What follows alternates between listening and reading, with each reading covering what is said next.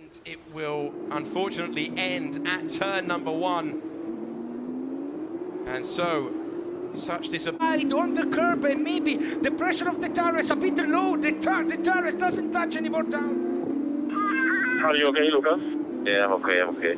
I think that's what's so good about this Baku circuit as we look everything going towards turn 1 again. So, yeah, so Delitra's in the there. middle of the picture, you What heard him say. I got you on the inside and on the outside. Yeah, there was a touch on the inside. Okay, focus, Louis, focus.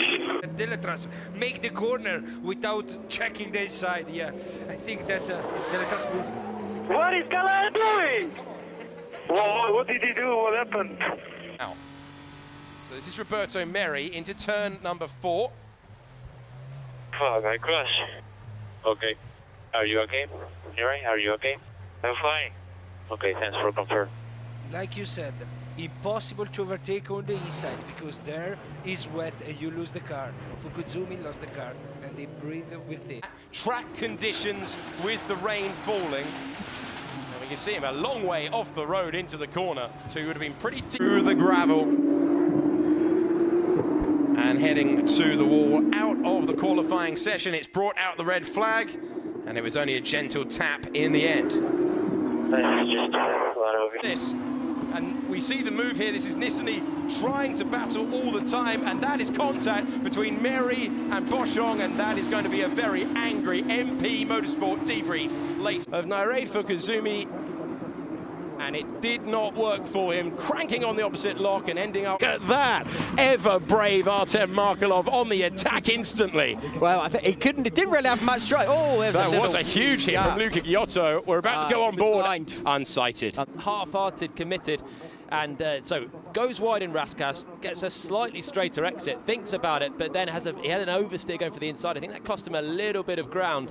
And in the end, the gap was closing and really landed.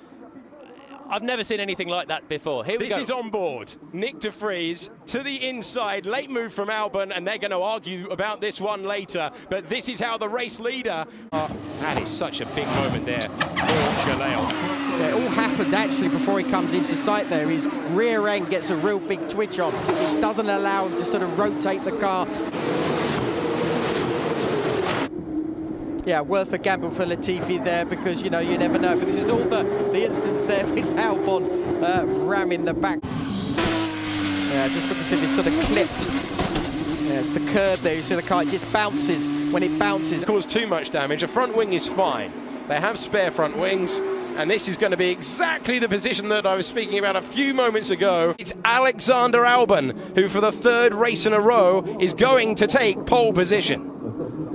Just reviewing here, it really snapped on him late. He's going through there fully committed by 9/10 of a second. We now go on board with Lando Norris, the main threat in this group. You'd have to feel it, he's into the wall! I reckon this has got to be done on this lap. So Lando knows he's got to try and make progress right now. The yellow flag is out, it's not a full safety car. Oh, contact! And Fuoco is off into the barriers and out of the race. Anyone's today.